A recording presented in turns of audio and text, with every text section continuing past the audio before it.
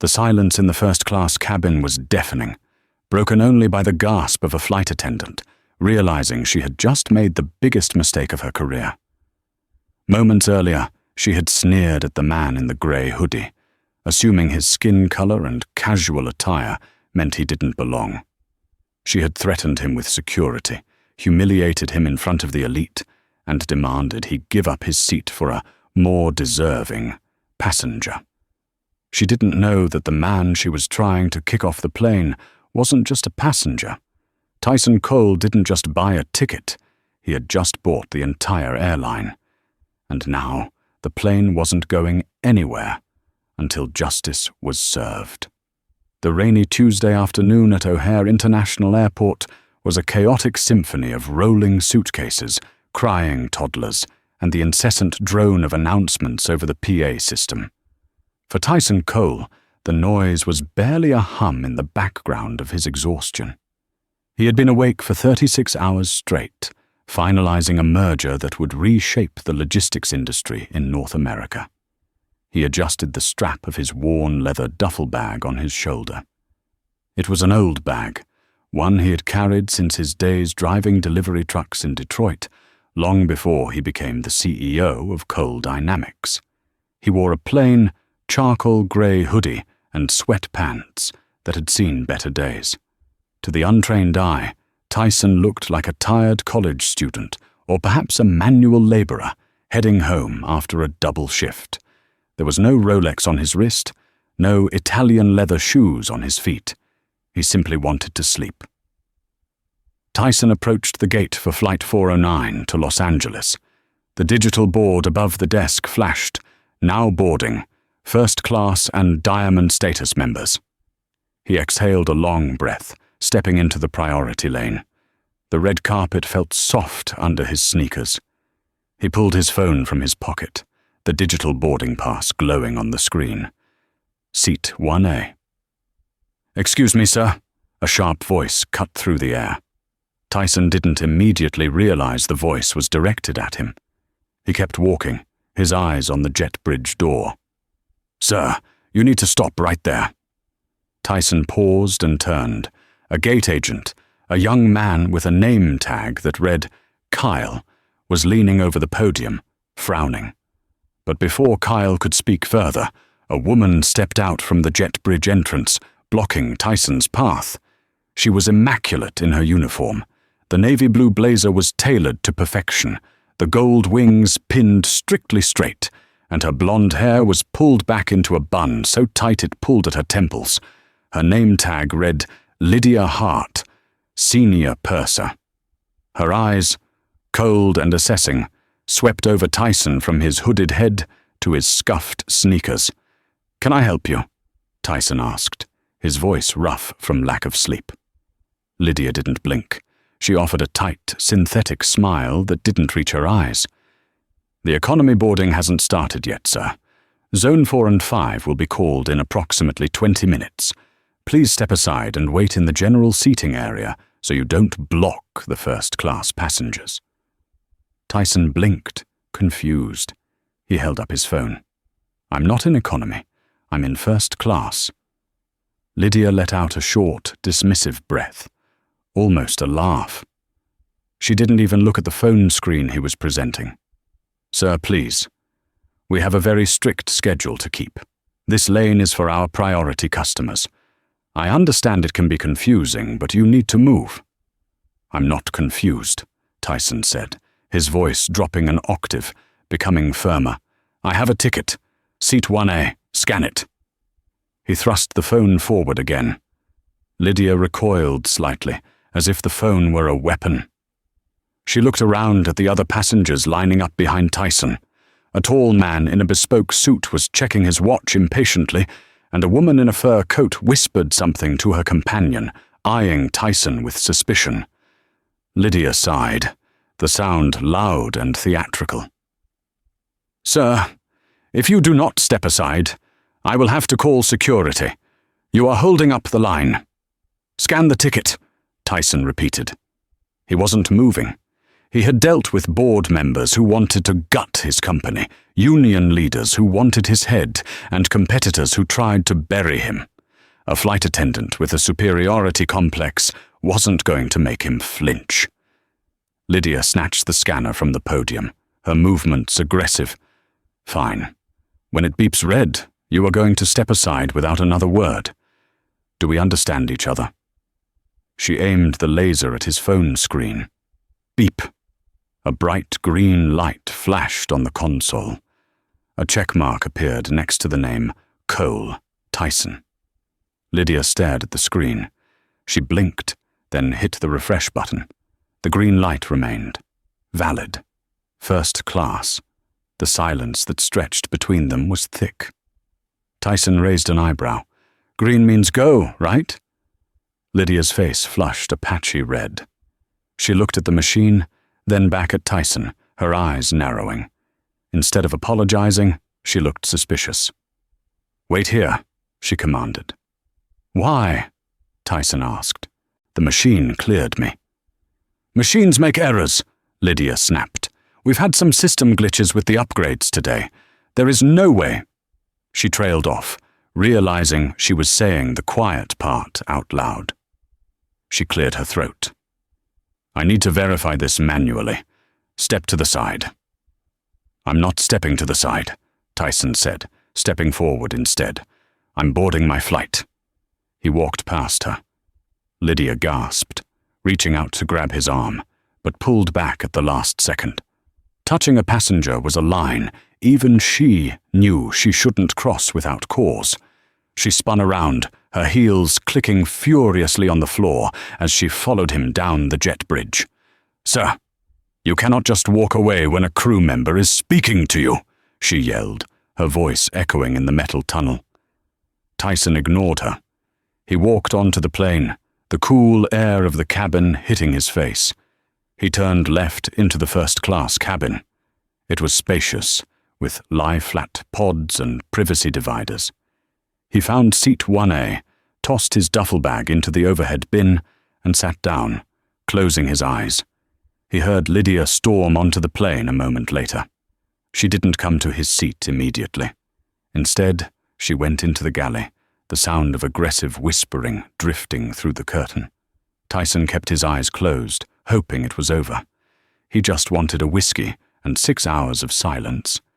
But the universe, it seemed, had other plans. A few minutes later, heavy footsteps approached his row. Tyson opened one eye. Lydia was back, and she wasn't alone.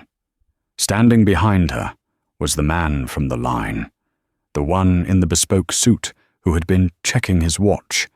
He looked like a caricature of wealth, slicked back hair, a jawline that cost money, and an air of entitlement that polluted the air around him.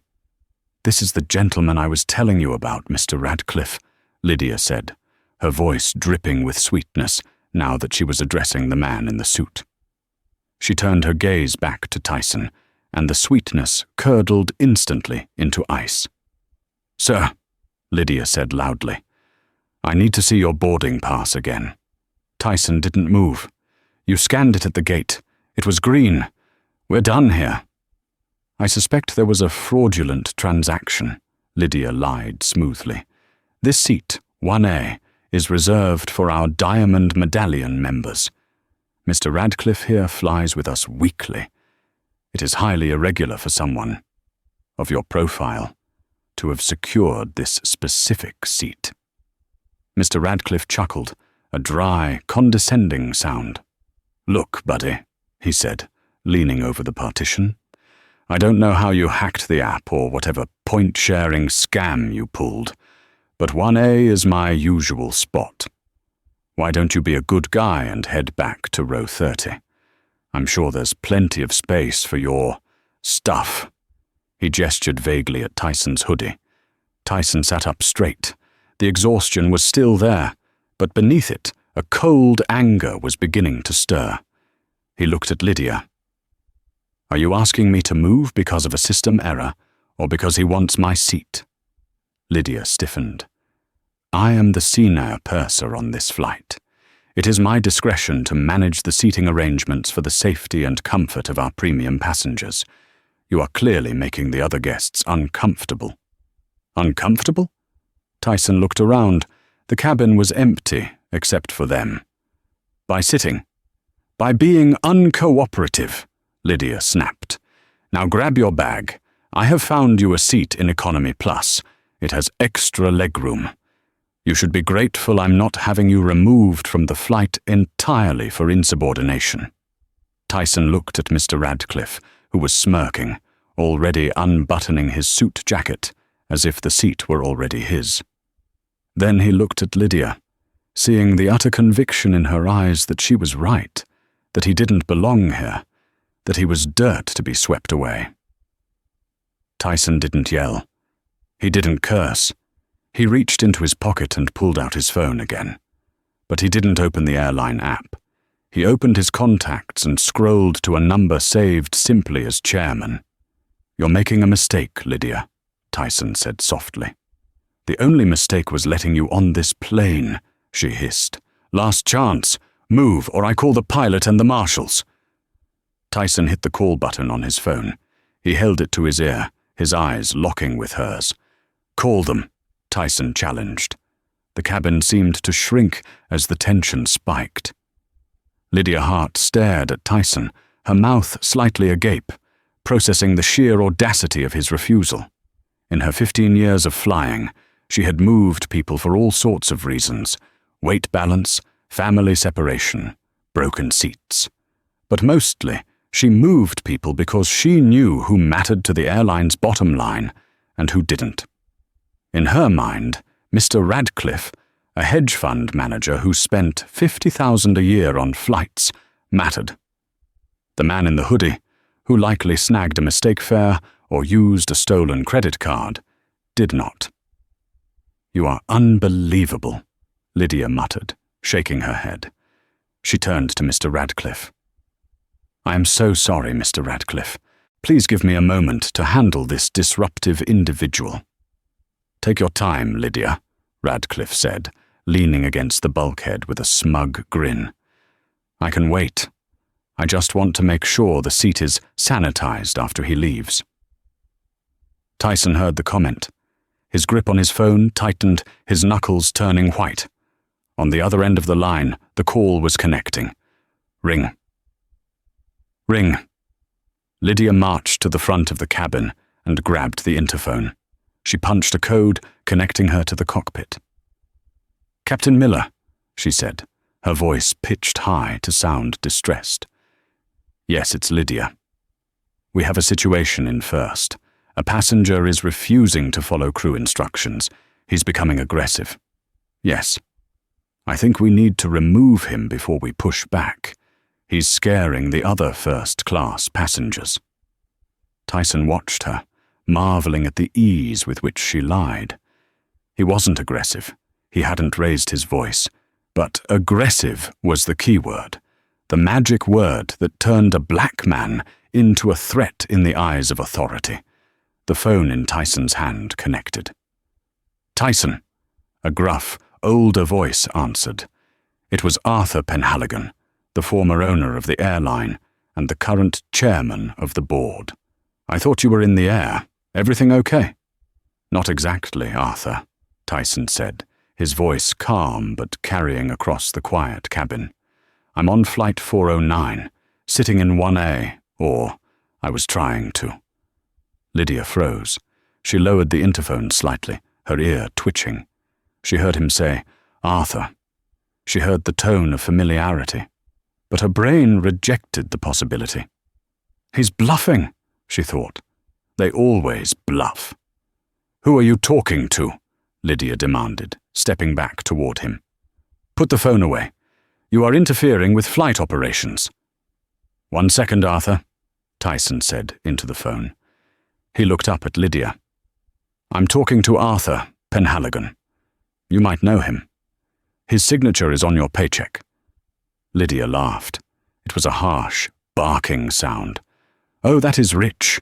You know Mr. Penhaligon?" "Right. And I'm the Queen of England. Sir, you are digging your grave deeper." Mr. Radcliffe laughed too. The guy is delusional, probably off his meds. Just drag him out, Lydia. Just then, the cockpit door opened. Captain Miller emerged. He was a large man with silver hair and a stern face. He adjusted his hat, looking from Lydia to Tyson. "What's the problem here?" Miller asked, his voice booming.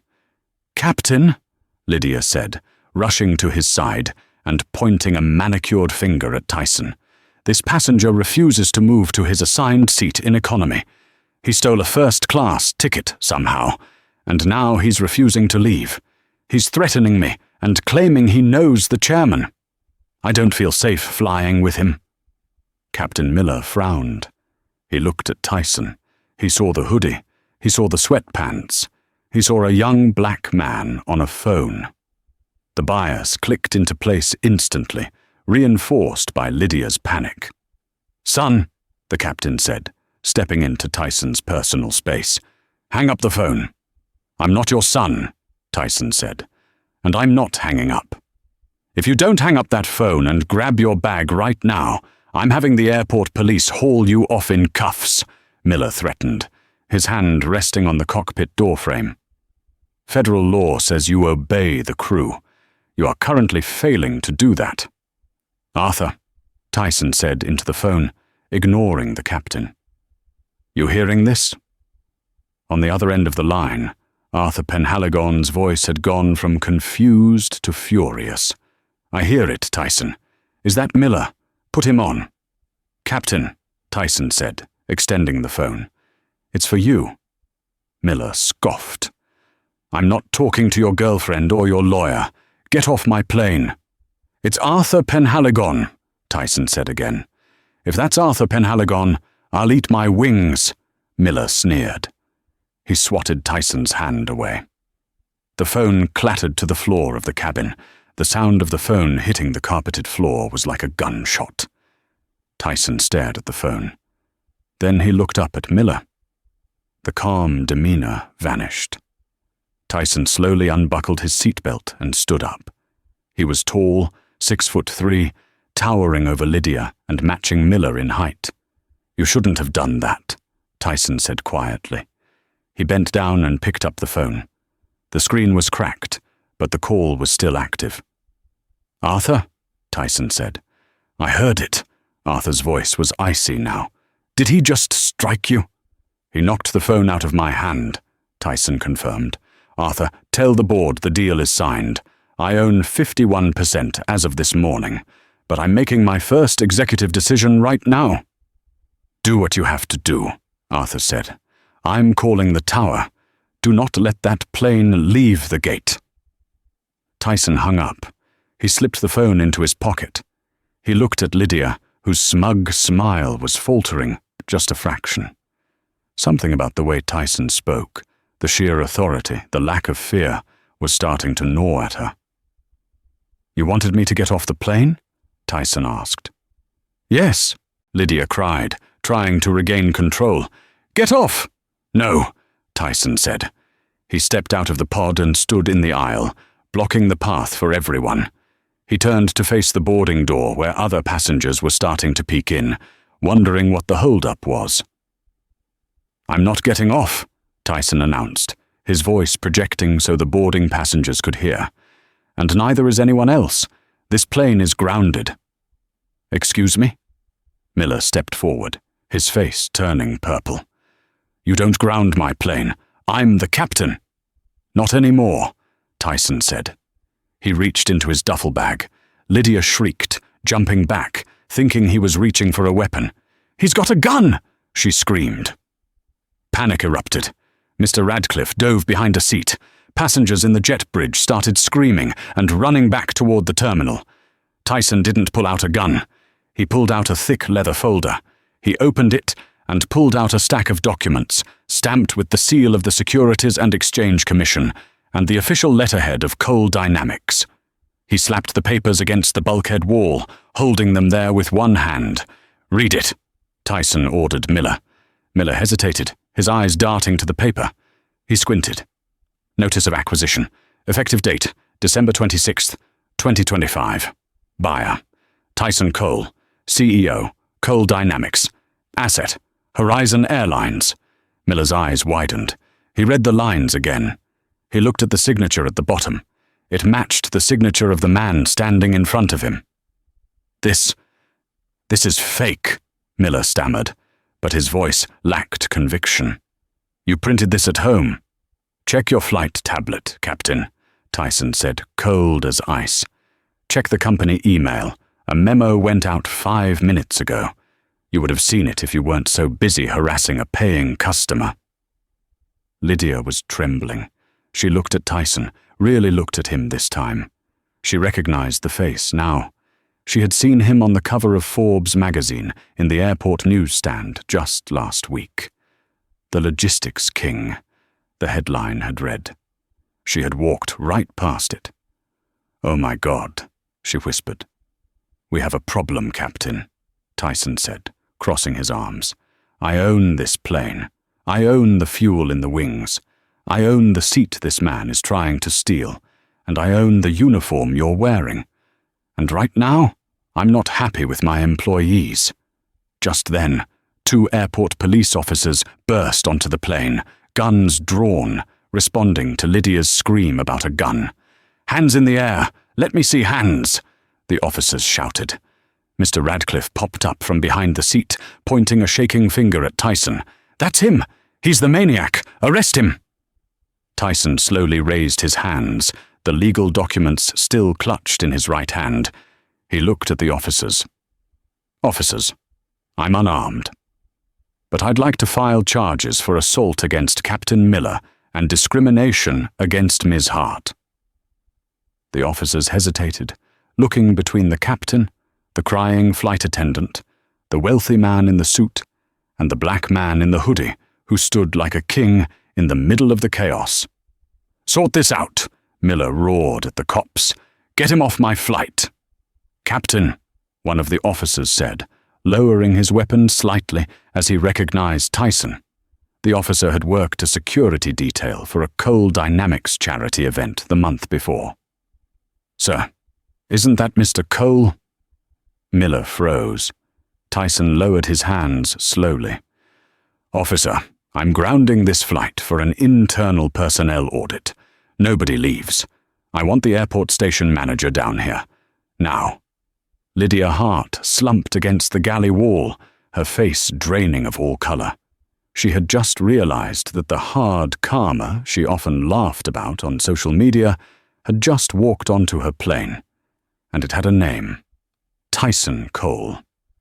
The first-class cabin of Flight 409 had transformed into a courtroom. The silence that followed Tyson Cole's declaration was heavy, suffocating. Captain Miller stood by the cockpit door, his face a mask of disbelief and rapidly dawning horror. Lydia Hart was pressed against the galley wall, her perfectly pinned hair now looking severe and restrictive, her breathing shallow.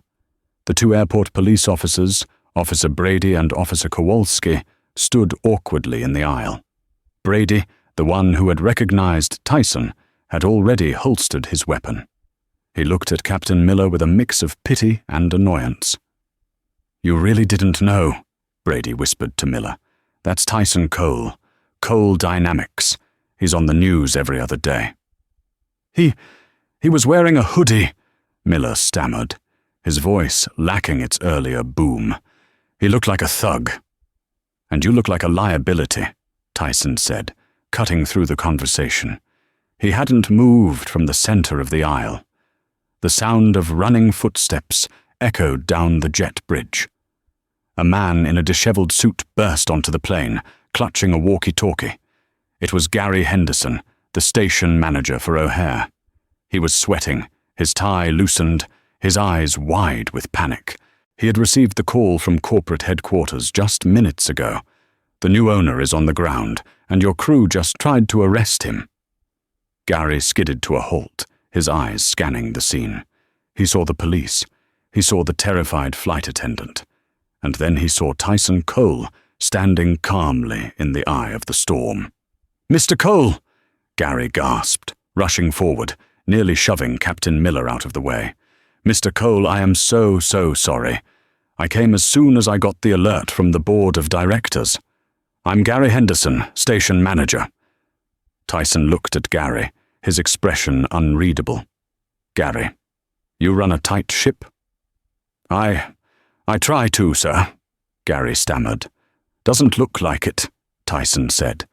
He gestured to Lydia and Miller. "Your senior purser refused to seat me despite a valid ticket.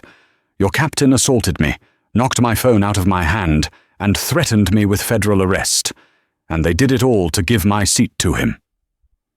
Tyson pointed a finger at Mr. Radcliffe, who was trying to blend into the upholstery of seat 2B. Gary turned on his staff, his face reddening with rage. "Lydia? Captain Miller? Is this true?" "He was being disruptive," Lydia cried, her voice shrill. "He wouldn't listen to instructions. I was just following protocol for a difficult passenger." "Protocol?" Tyson laughed. It was a cold, sharp sound. "Gary, bring me the flight tablet, the one Lydia uses." Gary didn't hesitate. He snatched the iPad from Lydia's trembling hands and handed it to Tyson. Tyson unlocked it.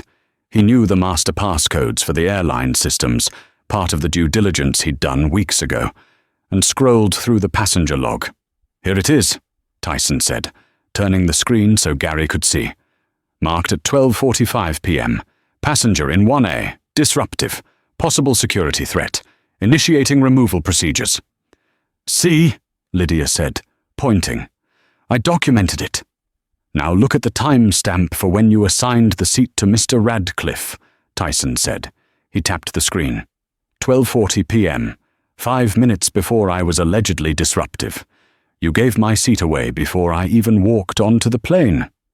Lydia, you saw me in line, decided I didn't look the part, gave my seat to your friend Radcliffe, and then manufactured a security threat to cover your tracks.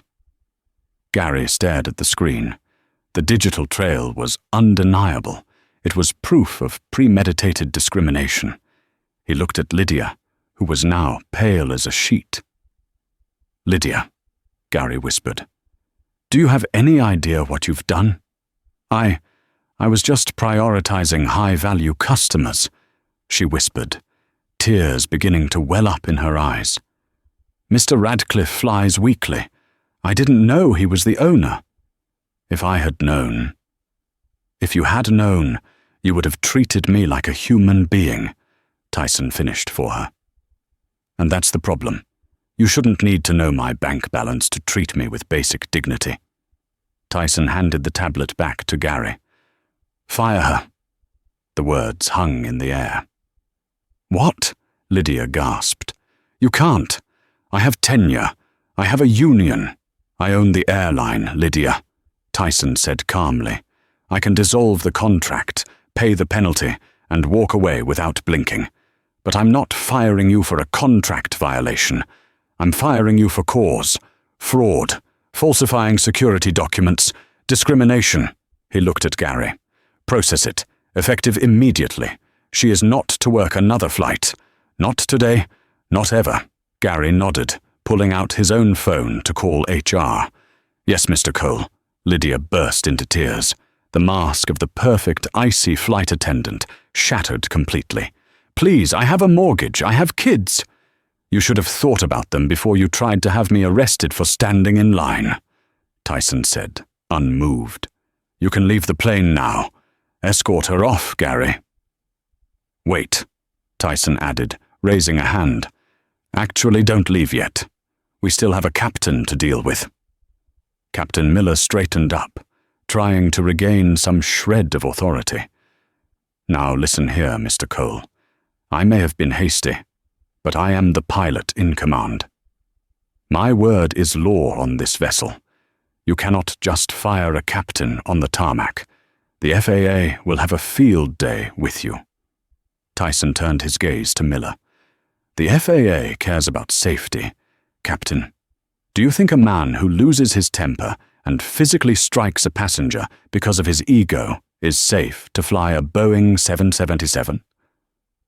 "I didn't strike you," Miller lied. "I brushed your hand.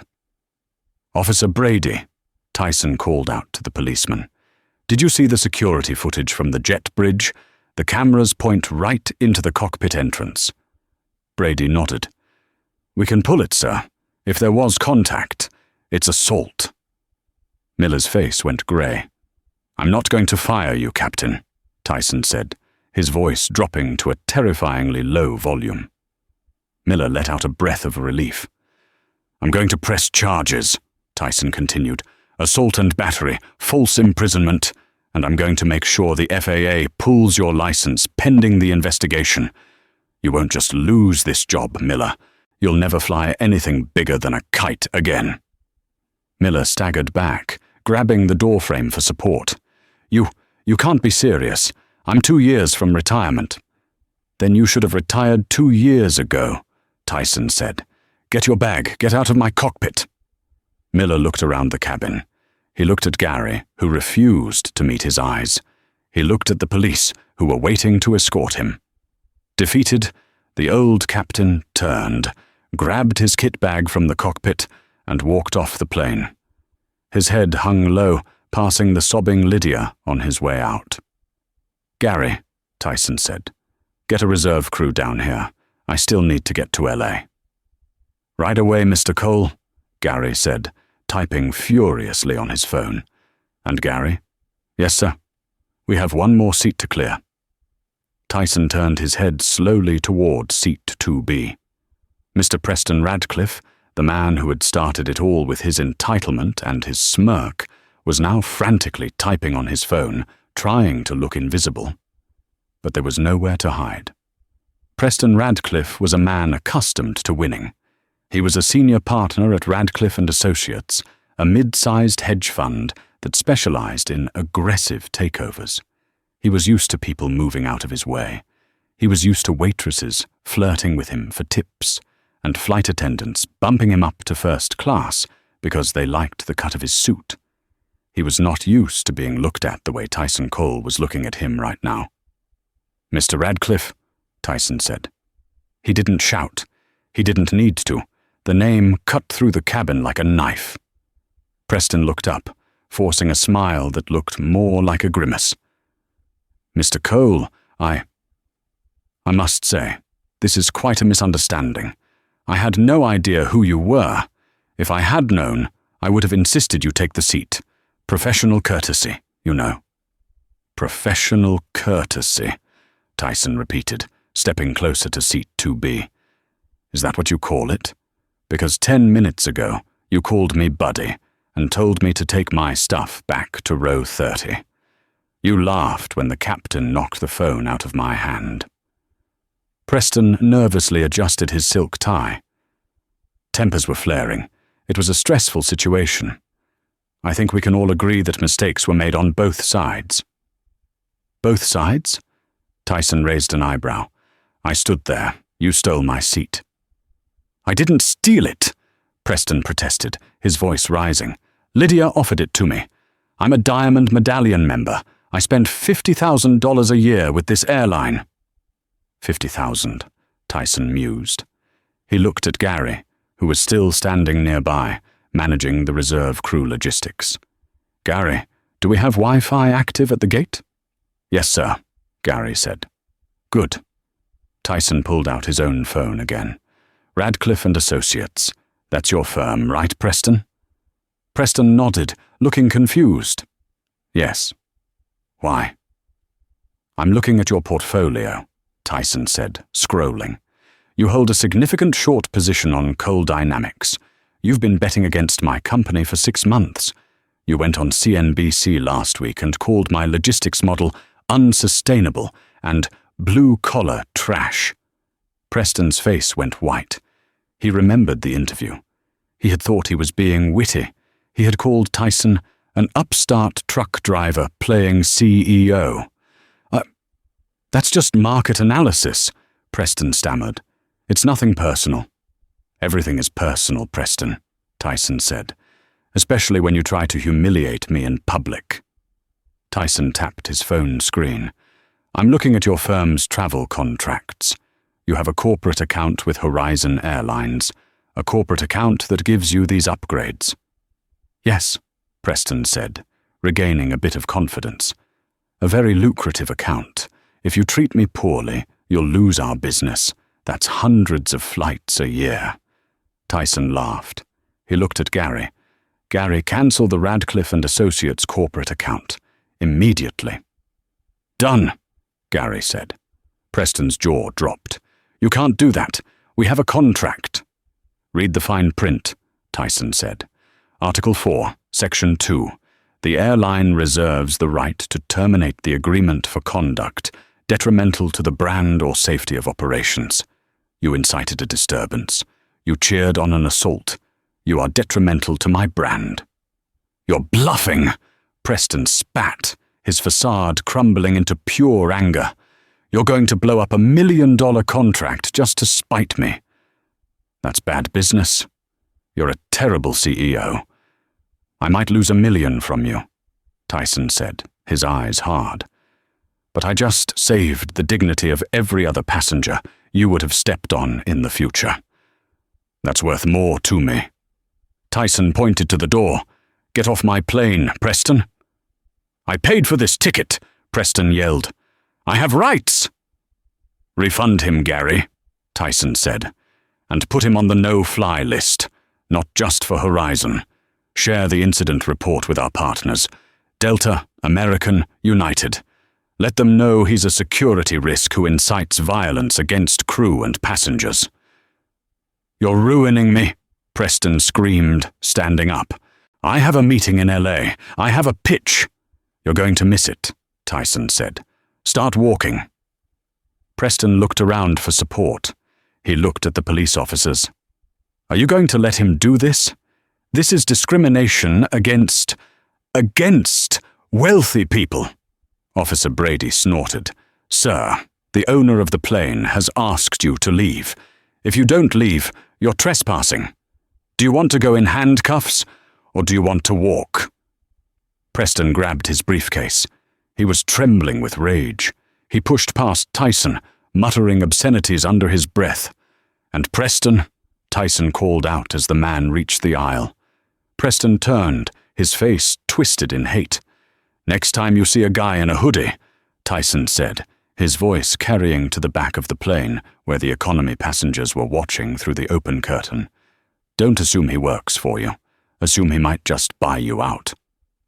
Preston stormed off the plane, the sound of his expensive Italian loafers clacking angrily against the floor. As he disappeared into the jet bridge, a slow clapping started from the back of the plane. Tyson turned. The economy cabin was full. They had seen everything. The curtain between first and economy had been pulled back during the chaos. A young woman in row 10 was clapping. Then a man in row 12 joined in. Soon the entire economy cabin was applauding, cheering and whistling. They weren't cheering for a billionaire. They were cheering for the guy in the hoodie who had stood up to the bully in the suit. They were cheering for the end of the entitlement they dealt with every single day. Tyson felt a rare emotion bubble up in his chest. Relief. He looked at Gary Henderson. Clear the cabin, Tyson said quietly. Get the cleaning crew in here. I want the bad vibes scrubbed out before we board the new first-class passengers. New first-class passengers? Gary asked. Sir, the cabin is empty now. It's just you. Tyson looked back at the economy section. He saw a young mother with a crying baby in row 15. He saw an elderly couple holding hands in row 20. He saw a soldier in uniform in row 25. No, it's not, Tyson smiled. Go to economy. Find the soldier, the mother with the baby, and the old couple. Bring them up here. Fill the seats. Upgrade them all. On me. Gary smiled, a genuine smile this time. Yes, sir. Right away. Tyson finally sat down in seat 1A. He sank into the plush leather. The fight was over, but the war to fix this airline had just begun. He closed his eyes, finally ready for that nap, but the vibration of his phone in his pocket jolted him awake. It was a text from an unknown number. You think you've won, Mr. Cole, but you have no idea what you've just started. Preston wasn't just a passenger, Watch your back in LA. Tyson stared at the screen. The drama wasn't over. It was escalating. The flight to Los Angeles passed in a blur of surreal calm. For the upgraded passengers, the young mother, the elderly couple, and the soldier, it was the experience of a lifetime. They were served champagne, or apple juice for the soldier who was on duty, and treated with the reverence usually reserved for diplomats. Tyson Cole spent the flight working, his laptop open, analyzing the acquisition data for Horizon Airlines. He didn't sleep. The text message from the unknown number burned in his mind. Watch your back in LA. When the wheels of the Boeing 737 touched down on the tarmac at LAX, the sun was setting, casting a blood-orange glow over the sprawling city. It looked beautiful, but Tyson knew better. Los Angeles was a city where dreams were made, but it was also a place where reputations went to die. Mr. Cole, the new senior purser, a kind woman named Sarah, whispered as the plane taxied to the gate. We've been informed that there is a reception waiting for you at the gate. Ground security recommends we take you out the back way, down the tarmac stairs. Tyson closed his laptop. A reception? You mean reporters? A lot of them, sir, and protesters. Tyson frowned. Protesters? I've owned the airline for 4 hours. How are there protesters already? I'm not sure, sir, but it looks intense. No back doors, Tyson said, unbuckling his seatbelt. If I sneak out the back, I look guilty. I walk out the front. He grabbed his duffel bag. He thanked the upgraded passengers, who shook his hand with genuine gratitude, unaware of the storm waiting outside. As Tyson stepped off the jet bridge and into the Tom Bradley International Terminal, he was blinded by camera flashes. It was an ambush. Mr. Cole! Mr. Cole! A wall of microphones was shoved in his face. There were at least 30 reporters, cameramen, and a small crowd of people holding hastily made signs that read, "Justice for Lydia" and "Stop Billionaire Bullies." A blonde reporter from Channel 4 News, Jessica Prentice, elbowed her way to the front. Mr. Cole, is it true you fired a single mother of 2 simply because she didn't bring you a drink fast enough? Tyson stopped, stunned. What?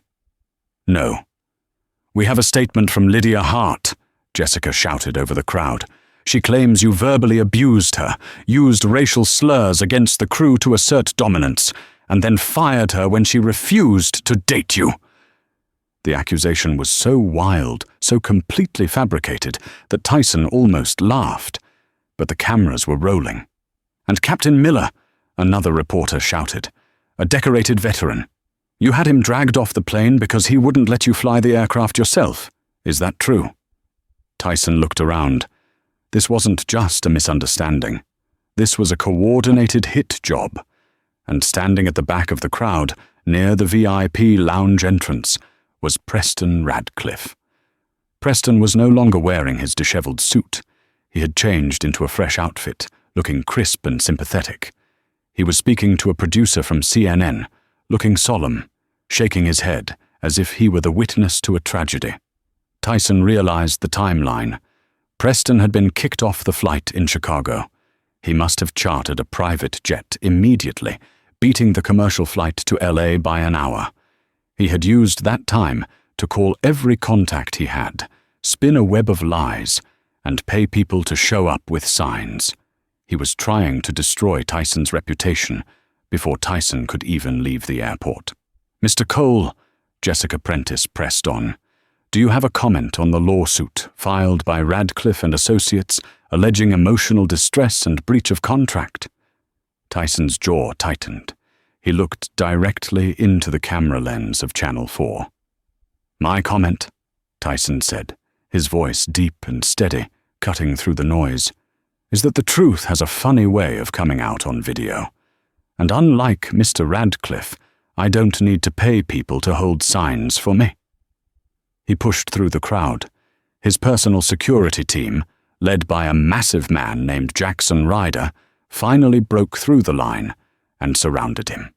"Move! Back up!" Jackson roared, shoving a cameraman aside who got too close. They hustled Tyson through the terminal, ignoring the screams of the reporters. They reached the waiting black SUV at the curb. Tyson dove in, and Jackson slammed the door. "Go!" Jackson ordered the driver. As the car sped away onto the 405 freeway, Tyson pulled out his phone. The stock ticker for Coal Dynamics was down 8% in after-hours trading. The headline on Twitter was trending, "Orsist ko boycott coal." "He's good," Tyson muttered, looking at the photo of Preston Radcliffe pretending to cry on the news. "He's really good." "He's dirty," Jackson said from the front seat. "We did a background check on the protesters. Half of them are out-of-work actors from a casting agency in Burbank. Radcliffe paid them $200 a head." "And the story about Lydia?" Tyson asked. "Total fabrication," Jackson said, "but it's out there. And people love to hate a rich guy who bullies a working mum. You're the villain of the week, boss." Tyson looked out the window at the palm trees passing by. "He wants a war? He wants to play dirty?" Tyson dialed a number. "Get me the legal team at Holloway & Associates. I want the senior partners. And call the Chicago Airport Police Department. I need a favor from Officer Brady." "What's the plan?" Jackson asked. "Radcliffe thinks he controls the narrative because he talks the loudest," Tyson said, his eyes cold. "He forgot one thing. I own the plane. I own the cameras on the plane. And I own the audio logs from the cockpit." Tyson leaned back. "He wants to make this a reality show? Fine. Let's give him a season finale he won't survive." The next morning, the sun rose over Los Angeles, but the mood in Preston Radcliffe's penthouse suite at the Beverly Wilshire Hotel was jubilant. He sat on the balcony, sipping a mimosa and watching the news. On screen, a tearful Lydia Hart gave an interview via Zoom, claiming she was fired for refusing to date the aggressive billionaire. "Oscar-worthy performance," Preston chuckled. His phone buzzed with a text from his boss. "The short position is printing money." Good work. Preston felt invincible. He had spun the narrative, destroyed a CEO, and made millions before breakfast. But across town, in the war room of Holloway & Associates, Tyson Cole was ready to return fire. "Are we ready?" Tyson asked. "Uploaded and primed," his PR manager Veronica confirmed. "We bought a slot on every major network for a public service announcement and released the raw files to the world." "Hit it," Tyson said. At 10 a.m., the narrative didn't just shift, it shattered. Preston's phone began to vibrate violently. He frowned and opened Twitter. The hashtag Dajaj boycott coal had vanished, replaced by a trending inferno. Radcliffe racist. He clicked the link. It was the full, high-definition security footage from the first-class cabin of Flight 409. The audio was crystal clear. It showed Tyson standing calmly, while Preston sneered. "Why don't you head back to row 30? I'm sure there's plenty of space for your stuff." Then, the clip cut to Captain Miller, slapping the phone out of Tyson's hand. The assault, Miller claimed, was revealed as an unprovoked attack on a passenger. But the final nail was the body cam footage from Officer Brady. It showed Preston cowering and screaming, "Do you know who I am? I pay your salary." The internet is a cruel judge, and the verdict was immediate. The karma for Lydia Hart. In Chicago, Lydia's husband, Tom, watched the footage in silence. He looked at his wife, who was currently checking the balance of her Justice for Lydia GoFundMe page. "You lied," Tom said, his voice shaking. "What?" Lydia looked up. "You weren't a victim. You were a bully. You destroyed that man for no reason." Tom threw the remote down. "I'm taking the kids to my mother's." "No, Tom, wait." As the door slammed, An email pinged on Lydia's phone. Notice: GoFundMe campaign suspended due to fraudulent activity. All funds returned. She collapsed on the floor, wailing. In one morning, she had lost her job, her reputation, the money, and her family. The karma for Captain Miller. At the FAA regional office, Captain Miller walked in, expecting a union rep. He found federal investigators instead. "Captain," the lead agent said, sliding a tablet across the table, "this video confirms a violation of Federal Aviation Regulation 91.113 and assault. Your pilot's license is permanently revoked." "But my pension," Miller gasped.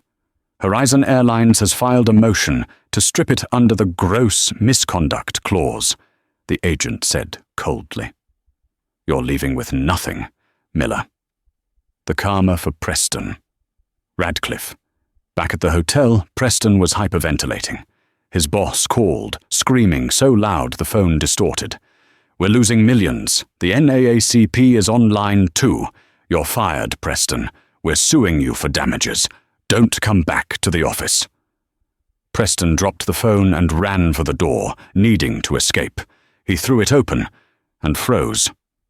Standing in the hallway were 2 LAPD officers and Jackson Ryder, Tyson's massive head of security. "Preston Radcliffe?" the officer asked. "We have a warrant from Illinois for filing a false police report and inciting a riot." "I'm in California," Preston squeaked. "Extradition is a bitch," Jackson grinned. "Enjoy the coach flight back to Chicago. Handcuffs are tight, but hey, at least you have a seat." Tyson watched the arrest via live stream in the conference room. "It's done," he said quietly. "Not quite," Veronica said, looking worried. She slid a file across the table. Radcliffe wasn't working alone. He was shorting the stock, but someone else bankrolled the operation. Someone who wanted Coal Dynamics to fail so they could buy it cheap. Tyson opened the folder. He froze. The name on the documents wasn't a stranger. It was the Ironwood Group. Garrick Ironwood, Tyson whispered, his father's old partner, the man who had ruined his family decades ago. The karma had hit back hard, but the war had just revealed the true enemy. The storm had passed, but the air in Los Angeles still felt electrically charged. 3 days after the arrest of Preston Radcliffe and the firing of the crew, Tyson Cole stood in the private hangar at LAX. The massive Boeing 777 that had started it all sat silently before him. It was no longer just an asset. It was the battlefield where he had reclaimed his name. "Mr. Cole," Gary Henderson approached, clutching a thick binder. He looked tired but energized. "We finished the audit, sir. You were right. It wasn't a glitch." Tyson sat on the edge of a metal workbench, his expression grim. "Tell me." "It was a targeted hack," Gary said, his voice dropping. "Someone accessed the VIP database 3 hours before your flight. They manually flagged your profile as "Do Not Upgrade" and double-booked seat 1A to Radcliffe. They wanted a scene. They wanted you to lose your temper on camera." Tyson nodded slowly. The racism and entitlement he faced were real, but they had been weaponized by a puppet master. "Who?" "The digital fingerprint traces back to servers owned by the Ironwood Group." Tyson looked at the concrete floor, a cold fury settling in his chest. Garrick Ironwood. The man had been his father's business partner 20 years ago, until he embezzled the company pension fund and left Tyson's father to die, broken, disgraced. It all made sense.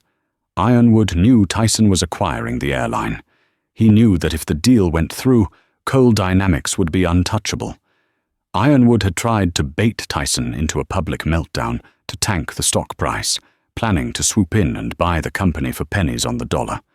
Preston Radcliffe was just a useful idiot. Ironwood was the true enemy. "Do we call the FBI?" Gary asked. "Not yet," Tyson said, standing up. "Ironwood would shred the evidence before they even opened a file. We handle this my way, He ran a hand along the fuselage of the plane. "Gary, implement a new policy immediately. The dignity standard. Every crew member undergoes bias training, and if anyone prioritizes a suit over a human being again, they answer to me." "Done," Gary said. "And the upgrades? Keep them coming. Random surprise upgrades. Remind people that good things can happen to anyone." Tyson checked his watch. "I'm heading to New York. Ironwood is at the Met Gala tonight. It's time I introduced myself."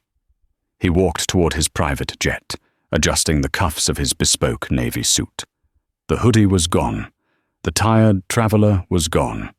In his place stood a CEO ready for war.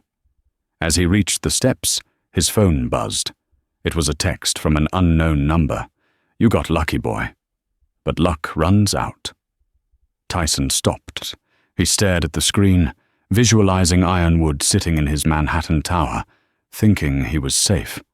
Tyson typed a quick reply. "Luck is for people who play games. I don't play. I win." He hit send and tossed the phone to Jackson Ryder, his security chief. "Get rid of it. I'm done with the noise."